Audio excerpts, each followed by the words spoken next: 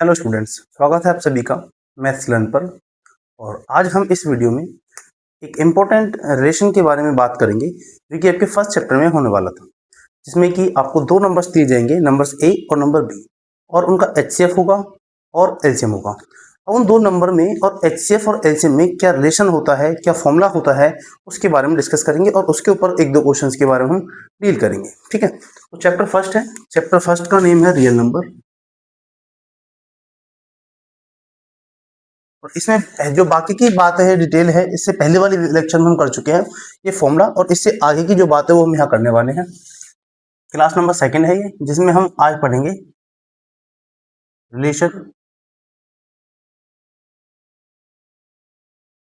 Between two number A comma B हो सकते हैं, एंड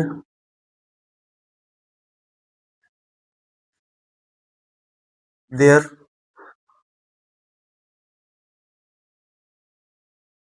एचसीएफ एंड एलसीएम। ठीक है, तो यहाँ पर हम देखेंगे कि कोई नंबर, दो नंबर होंगे ए और बी। मैं यहाँ लिख देता हूँ क्या रिलेशन है कि अगर टू नंबर्स हैं ए कॉमा बी और इनका एचसीएफ है, HCF of A comma B कोई वैल्यू होगी, और एक है इनका एलसीएम ए कॉमा बी। ठीक है, अब इनके बीच में एक रिलेशन होता है। वो रिलेशन क्या है कि A multiply B always equal होता है HCF of A B multiply LCM of A B. ठीक है, तो ये रिलेशन होता है। मैं इसको थोड़ा हाईलाइट कर देता हूं, फिर से रिपीट करते हैं। रिलेशन बिटवीन टू नंबर ए और बी, ए और बी की जगह पर कोई भी नंबर हो सकते हैं, and there HCF and LCM. दो नंबर मान लेते हैं ए और बी है, उनका एचसीएफ ए और बी का एचसीएफ होगा कुछ, और एक उनका एलसीएम होगा। तो उनके बीच में रिलेशन होता है कि ए और बी की मल्टीप्लाई करें तो वो इक्वल आएगा एचसीएफ और एलसीएम के मल्टीप्लाई के इक्वल। अगर हम इनके एग्जाम्पल की बात करें, एग्जाम्पल से सीखते हैं। एग्जाम्पल नंबर 1, हम टू नंबर लेते हैं 26, ए की वैल्यू हो गई 26 और बी की वैल्यू हो गई 91। ठीक है, और इनका एचसीएफ दे रखा है 13। ठीक है, एक बार सवाल देख लेता हूं मैं। आपके पास एक नंबर है 26 और एक नंबर है 21 और उनका एचसीएफ है 13। तो हमें फाइंड करना है एलसीएम। ठीक है, एक तो तरीका ये है कि आप इन दोनों का ट्रेडिशनल जो मेथड है, फैक्टराइजेशन मेथड, उसकी हेल्प से इनका एलसीएम निकालें। दूसरा होता है कि इस रिलेशन की हेल्प से या कहो फॉर्मूला की हेल्प से आप इनका एलसीएम निकालें। वो कैसे निकलेगा, देखिए। हमें पता है ए मल्टीप्लाई बी इक्वल है एचसीएफ मल्टीप्लाई एलसीएम। ठीक है, ए बी की वैल्यू रख देते हैं 26 मल्टीप्लाई 91 इक्वल एचसीएफ की वैल्यू है 13 मल्टीप्लाई एलसीएम आपको नहीं गिवन, तो हम इसकी जगह एक्स मान लेते हैं। ठीक है, अब क्या करना होगा, इस 13 को इधर ले आते हैं। 26 multiply 91 divide by 13 equal to X. 13 से 91 को डिवाइड करेंगे 7 टाइम्स, तो यहाँ x की वैल्यू आ जाएगी 26 मल्टीप्लाई 7, और इसको आप जब सॉल्व करेंगे तो वैल्यू आएगी 182, 42, ऊपर कैरी जाएगा 4, 7 14 और 4 82। तो ये क्या हो गया, एलसीएम आ गया। एलसीएम आ गया 182। यही आपके सवाल का आंसर है। ठीक है, फिर से एक बार रिपीट करते हैं सारी बातें। रिलेशन हम बात कर रहे थे, relation between two numbers A और बी, कोई भी नंबर हो सकते हैं वो, and there HCF and LCM. A और बी कोई नंबर है तो उनका प्रोडक्ट जो होगा ए मल्टीप्लाई बी वो इक्वल होगा एचसीएफ मल्टीप्लाई एलसीएम के। ठीक है, हमने एग्जांपल लिया, ए की वैल्यू 26, बी की वैल्यू 91 और एचसीएफ दे रखा है 30। फाइंड करना हमको एलसीएम, तो A multiply B equal HCF multiply LCM. 26 multiply 91 equal 13 multiply X. LCM की जगह हमने क्या मान लिया, एक्स मान लिया, क्योंकि हमारे पास एलसीएम की वैल्यू नहीं पता, हमें फाइंड आउट करनी है। 13 अपॉन में जाएगा, डिवाइड हो जाएगा, 13 से 91 को डिवाइड करेंगे 7 टाइम, फिर x की जो वैल्यू हो जाएगी वो 26 मल्टीप्लाई 7, इसको सॉल्व करेंगे तो वैल्यू आएगी 182। आई होप आपको एग्जाम्पल समझ में आया होगा। अब बात करते हैं दूसरे एग्जाम्पल की। एग्जाम्पल नंबर 2 लिख लेते हैं हम। एग्जाम्पल नंबर 2 है, एक नंबर है 306, यहाँ लिख देते हैं ए जो नंबर है 306 है, बी जो नंबर है वो नंबर है आपके पास 657। ये आपकी एनसीईआरटी का क्वेश्चन है और इनका दे रखा है आपको एचसीएफ। इन दोनों के लिए एचसीएफ जो गिवन है वो है 9। तो आपको बताना है what will be the LCM, ठीक है, या फिर हम एलसीएम को मान लेते हैं अपनी ओर से एक्स। फॉर्मूला वही है, A multiply B equal to HCF multiply LCM, ठीक है। ए की वैल्यू कितनी है 306 मल्टीप्लाई बी की वैल्यू है 657 इक्वल एचसीएफ जो आपको गिवन है वो है 9 मल्टीप्लाई एलसीएम की जगह हम मान लेते हैं एक्स, ठीक है। 9 को इधर लेके आएंगे डिवाइड में, वैल्यू हो जाएगी 306 मल्टीप्लाई 657 अपॉन में 9 इक्वल टू एक्स। 9 से आप इस वैल्यू को काट देंगे 34 टाइम, 9 से 306 को काटेंगे 34 टाइम तो वैल्यू बन के आएगी 34 मल्टीप्लाई 657 इक्वल टू एक्स। इन दोनों का जब प्रोडक्ट करेंगे तो वैल्यू आएगी 22338 इक्वल टू एक्स। तो यहाँ पर x की वैल्यू आ चुकी है 22338 और x क्या था एलसीएम। तो हम कह सकते हैं एलसीएम जो है इसका 306 का कॉमा 657 का वो आ गया है 22338, ठीक है। आप एक बार दोनों क्वेश्चंस को बड़े आराम से ध्यान से देख लीजिए कि हमने यहाँ पर क्या प्रोसीजर किया है, फिर आगे बढ़ते हैं।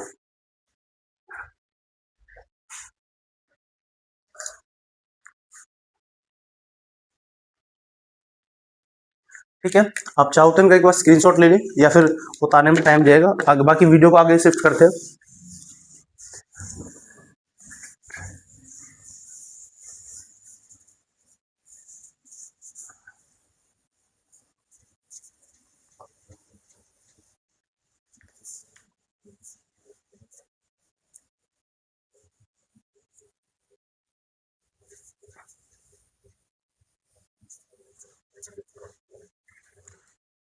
तो बच्चों यहाँ तक जो कॉन्सेप्ट था उसमें आपकी 1.1 एक्सरसाइज कंप्लीट हो जाती है, ठीक है।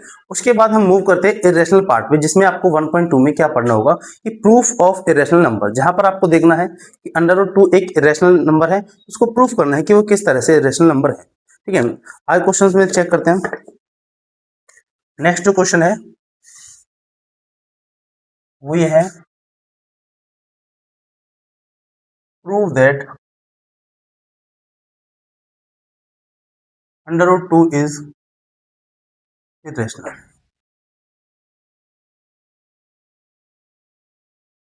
ठीक है। ये क्वेश्चन है नेक्स्ट जिसमें हमें ये सब प्रूफ करना है कि √2 क्या है, एक इरेशनल नंबर है। तो इसे देखिए प्रूफ कैसे होता है इसका।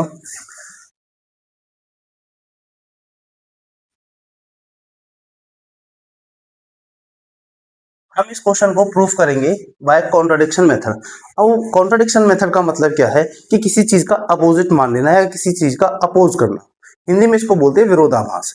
जैसे मान लो यहाँ पर बात करी गई है ये √2 को हमें इरेशनल प्रूफ करना है, तो हम इसको अपनी ओर से मान लेंगे कि ये √2 क्या है, एक रैशनल नंबर है, और फिर अपनी ही बात को हम गलत प्रूफ कर देंगे, और अपनी वजह वो गलत हो जाएगी प्रूफ, तो फिर ये कैसा बन जाएगा, इरेशनल बन जाएगा। आइए वीडियो में देखते हैं किस तरीके से प्रूफ होगा। हम मान लेते हैं कि लेट √2 इज रैशनल, ठीक है। √2 कैसा नंबर है, एक रैशनल नंबर है। और आपने पढ़ा होगा जब हमने 9th क्लास में या उससे पहले जब लेक्चर लिया, तो आप मेरी बाकी वीडियो में देख सकते हो 9th क्लास में। तो रैशनल नंबर जो होता है वो नंबर होते हैं जिनको P/Q की फॉर्म में लिख सकते हैं, ठीक है। तो अगर ये एक रैशनल नंबर है तो हम यहाँ पर लिखेंगे इसका मतलब √2 जो होगा उसे हम लिख सकते हैं ए बटे बी की फॉर्म में, जहां पर बी कभी 0 के इक्वल नहीं होगा। ठीक है, और ए कॉमा बी कैसे होंगे, को प्राइम नंबर होंगे। ठीक है, अब इसका मतलब समझा देता हूँ। पी बटे क्यू फॉर्म हो या ए बटे क्यू फॉर्म हो, अपॉन वाली फॉर्म होनी चाहिए, बात एक ही है। नीचे जो वैल्यू वो कभी 0 के इक्वल नहीं आएगी। ए और बी को प्राइम का मतलब क्या है कि ऐसे नंबर जिनके बीच में कॉमन फैक्टर केवल 1 हो, यानी कि अगर मैं यहाँ लिखूं ए को और बी को डिवाइड करने वाला कॉमन फैक्टर 1 होना चाहिए, इसके अलावा कोई और नहीं होना चाहिए। ठीक है, ऐसे नंबर्स को बोलते हैं को प्राइम नंबर। यहां तक आपने मान लिया कि let under root 2 is rational, तो अंडर रूट 2 को लिख सकते हैं ए अपॉन बी, जहां पर बी 0 के इक्वल नहीं होगा। ए और बी को प्राइम इंटीजर लिखते हैं, यहां पर को प्राइम इंटीजर लिख लो, क्योंकि इंटीजर नंबर हमेशा कैसे होते हैं, रैशनल। ठीक है, आगे प्रोसीड करते हैं। इस बी की मल्टीप्लाई में इधर कर देते हैं, तो ये हो जाएगा under root 2 B equal to A. ठीक है, अब क्या करना है, दोनों तरफ स्केयर करेंगे, स्केयरिंग बोथ साइड। अगर दोनों तरफ स्केयर कर देते हैं तो हमको यहाँ मिलेगा अंडर रूट 2 बी का स्केयर इक्वल में ए का स्केयर। ठीक है, आप इस अंडर रूट 2 से इस स्केयर को काट देंगे, या फिर ऐसा ना करते हैं, दोनों के ऊपर अलग अलग वैल्यू आ जाएगी। अभी नहीं काटते हैं इसको। इसका मतलब क्या होगा कि यहाँ पर अंडर रूट 2 का स्केयर तो अलग आएगा और बी का स्केयर अलग आएगा, यहाँ बचेगा ए का स्केयर।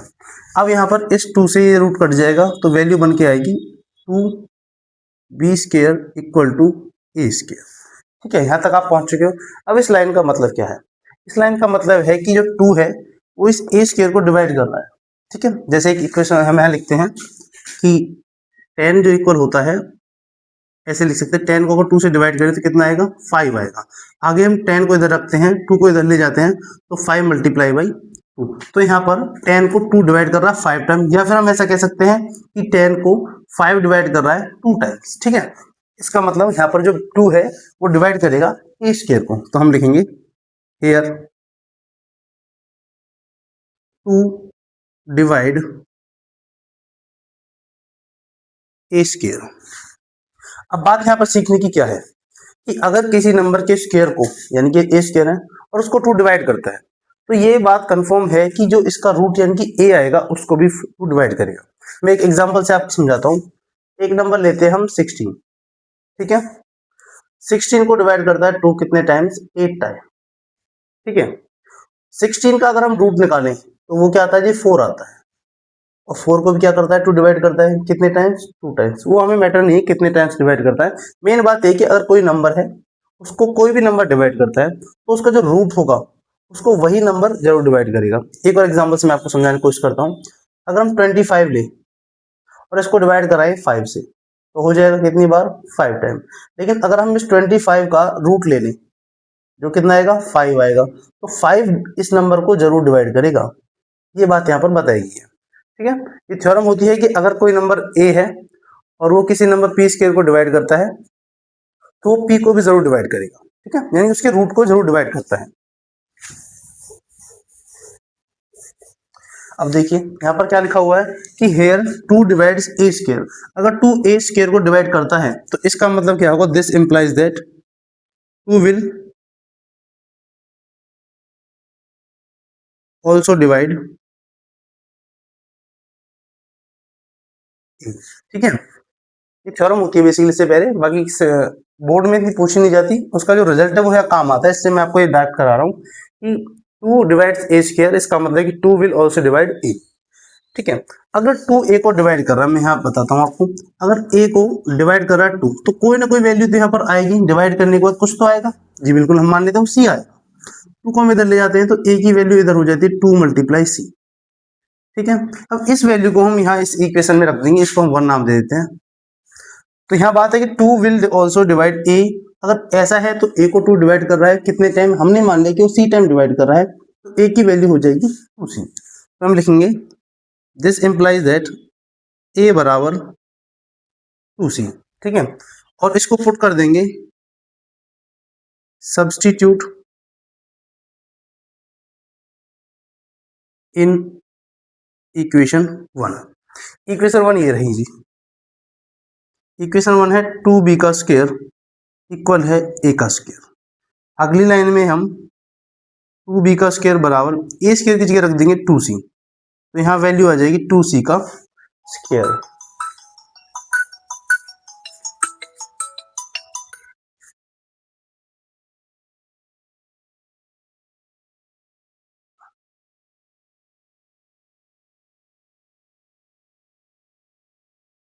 देखिए यहाँ पर हमने a की वैल्यू रखी है 2c, ठीक है।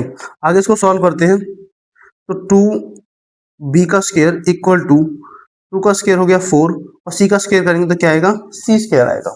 अब यहाँ 2 से 1 टाइम और 2 से इसको काट देंगे 2 टाइम, इसका मतलब जो वैल्यू बन के आएगी b square equal to 2c square.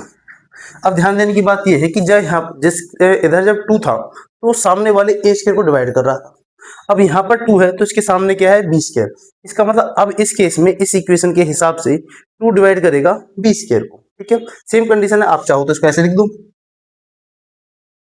2 square 2c square equal to b square. तो यहाँ मतलब क्या बना कि 2 जो है इस बार b को डिवाइड कर रहा है। यहाँ पर देखें तो 2 किसको डिवाइड कर रहा था, a स्क्वायर को। यहाँ बात करेंगे तो 2 किसको डिवाइड करेगा, b स्क्वायर को। तो यहाँ लिख देते हैं 2, यहाँ लिख देते हैं हियर 2 डिवाइड b स्क्वायर। और अगर 2 b स्क्वायर को डिवाइड कर रहा है तो जैसे हमने यहाँ लिखा था 2 विल ऑल्सो डिवाइड a, इसका मतलब 2 विल ऑल्सो डिवाइड b, ठीक है। ये बात आपको यहाँ तक आप आ चुके हो। अब इसमें अगर हम एक बार ऑब्जर्व करें तो यहाँ पर एक लाइन है कि 2 ऑल्सो डिवाइड a, 2 ने a को डिवाइड कर दिया, ठीक है। यहाँ हमने प्रूफ किया कि 2 विल ऑल्सो डिवाइड b, यानी कि 2 a को भी डिवाइड कर रहा है और 2 b को भी डिवाइड कर रहा है। आगे बढ़ते हैं इस क्वेश्चन में। अब देखिए यहाँ पर हमने a और b को को प्राइम इंटीजर माना है, जिसका मतलब होता है कि a और b का कॉमन फैक्टर केवल 1 होगा, यानी कि a को और b को डिवाइड करने वाला नंबर होगा केवल 1। लेकिन हमने यहाँ क्या प्रूफ किया है कि 2 को डिवाइड कर रहा है, यानी कि a को 2 भी डिवाइड कर रहा है और b को भी 2 डिवाइड कर रहा है। इस बात को पहले मैं लिख देता हूँ ना, फिर समझते हैं। यहाँ लिखेंगे now 2 divides both a comma b। अब यहाँ पर हमने क्या लिखा है कि 2 a को भी डिवाइड कर रहा है और 2 b को भी डिवाइड कर रहा है। लेकिन ऐसा हो नहीं सकता। क्यों नहीं हो सकता? क्योंकि हमने पहले से क्या माना है कि a और b कैसे को प्राइम इंटीजर हैं और a और b को केवल 1 डिवाइड कर सकता है, इसके अलावा कोई नहीं कर सकता। इसका मतलब ये जो बात हमने प्रूफ की ये बात गलत है। तो हम क्या लिखेंगे, which is not possible, which is not possible.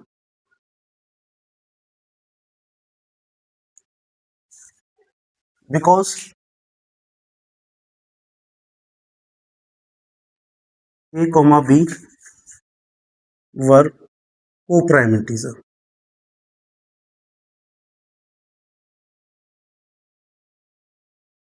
ठीक है, ये बात पॉसिबल नहीं है क्योंकि हमने कैसा माना है, ए और बी को प्राइम इंटीजर माना है, इसलिए तू दोनों को डिवाइड नहीं कर सकता। अगर ये बात गलत है, पॉसिबल नहीं है, इसका मतलब हमने जो माना था ये वाली बात ये कैसी हो गई, गलत हो गई। और ये बात गलत हो गई तो सही क्या है, ये वाली बात। और ये क्या है, अंडर रूट 2 इज इरेशनल। तो हम आगे लिखेंगे therefore our assumption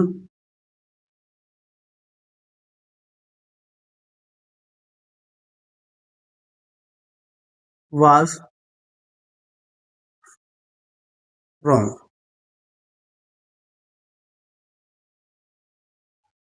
that under root 2 is rational। इस लाइन का मतलब है कि देयरफॉर, इसलिए आवर assumption was wrong, हमने जो माना था वो गलत था। और हमने क्या माना था कि अंडर रूट 2 इज रैशनल, ये बात गलत प्रूफ हो गई। अगर ये बात गलत है तो hence under root 2 is irrational.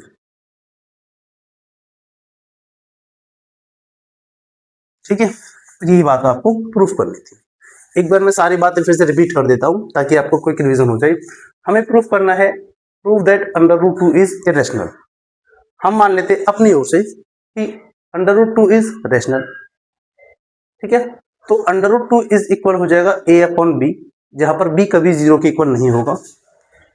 और a और b को हमने मानना है a b कैसे, को प्राइम इंटीजर है। को प्राइम इंटीजर का मतलब होता है कि a और b को डिवाइड करने वाला केवल कॉमन फैक्टर 1 होगा, इसके अलावा कुछ नहीं होगा। तो इस b को इधर लेके गए हम, under root 2b equal to a आया, स्क्वायर बोथ साइड करेंगे, इधर भी स्क्वायर करेंगे और इधर भी। रूट 2 का स्क्वायर अलग होगा, b स्क्वायर का अलग स्क्वायर हो जाएगा, यहाँ बच जाएगा a स्क्वायर। इस स्क्वायर से रूट कट गया तो 2 आया, b का square b square equal a square. इसको नाम दे इक्वेशन नंबर 1।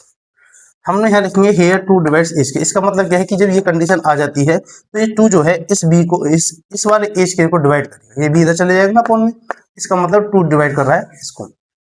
या फिर अगर हम b को यहाँ रखें 2 इस अपॉन में चला जाएगा, तो इसका मतलब क्या होगा, a स्क्वायर को डिवाइड कर रहा है 2, ठीक है। तो लिखा 2 divides a square, 2 will also divide a। अगर 2 a स्क्वायर को डिवाइड कर रहा है तो 2 a को भी जरूर डिवाइड करेगा। अगर 2 a को डिवाइड कर रहा है तो हमने मान लिया वो किसी c के इक्वल आएगा, तो हमने मान लिया a इक्वल टू 2c। इस वैल्यू को सब्स्टिट्यूट करना है इक्वेशन 1 में, 2b square equal to a square, a की जगह वैल्यू पुट करेंगे, 2c, 2 का स्क्वायर 4 और c का स्क्वायर, इधर वाले 2 से 1 टाइम और इधर वाले 4 को 2 टाइम्स काट देंगे, b square equal to 2c का square, 2c square equal to b। इसको रिवर्स करके हमने लिख दिया, जब यहाँ पर 2 इधर था और a इधर था तो 2a को डिवाइड कर रहा था, इधर 2 है इधर b है तो 2b को डिवाइड कर रहा है। अब यहाँ पर हम लिख दिया 2 डिवाइड्स b स्क्वायर। इसका मतलब अगर ये b स्क्वायर को डिवाइड कर रहा है तो ये b को भी जरूर डिवाइड करेगा। अब आगे देखते हैं, यहाँ पर हमने लिखा है 2 डिवाइड कर रहा है a और b दोनों को, लेकिन ऐसा हो नहीं सकता क्योंकि a और b कैसे हैं, को प्राइम इंटीजर। इसलिए हमने यहाँ पर लिखा है which is not possible because a और b आर को प्राइम इंटीजर। को प्राइम मतलब जो a और b को केवल 1 डिवाइड करे, इसके अलावा कोई नहीं। लेकिन यहाँ पर तो 2 भी डिवाइड कर रहा है, इसका मतलब ये वाली बात गलत है। Therefore our assumption was wrong। इसका मतलब जो हमने बात अपनी ओर से मानी थी वो बात गलत है कि that under root 2 is rational, कि अंडर 2 रेशनल है, ये बात गलत है। अगर ये बात गलत है तो सही बात क्या है कि hence under root 2 is irrational. इतना सा प्रूफ है इसका, काफी रिपीटेड क्वेश्चन है, कई बार आता है। यहाँ लास्ट में लिख देंगे hence प्रूफ। इसी के साथ लेक्चर को एंड करते हैं। उम्मीद है आपको ये दोनों कंसेप्ट अच्छी तरह समझ में आए होंगे। काफी बहुत ही ज्यादा इंपॉर्टेंट कंसेप्ट है चैप्टर 1 के लिए। अच्छी तरीके से वीडियो को देखें, अच्छी तरह समझें, फिर अपने एक बार नोट्स बनाएं। इसके जैसे बाकी और क्वेश्चन है under root 3, under root 5, under root 7, तो उसमें क्या करना है, जैसे हम अंडर रूट 3 का करते हैं, अगर हमको करना है अंडर रूट 3 तो जहां भी आपको 2 दिख रहा है ना सब जगह 2, वहां क्या कर देंगे 3 कर देंगे। जब आपको 5 के लिए कर रहा है तो जहां भी 2 दिख रहा है वहां सबके लिए क्या कर देंगे 5 कर देंगे। तो इस तरीके से ये वाला क्वेश्चन होता है, आप एक बार देख लीजिए। उसके बाद बाकी जो नेक्स्ट कंसेप्ट है, मोस्टली इस चैप्टर में सारी बातें खत्म हो चुकी हैं। इसी क्वेश्चन के टाइप पर एक टाइप क्वेश्चन और होता है, वो हम लेकर आएंगे नेक्स्ट लेक्चर में।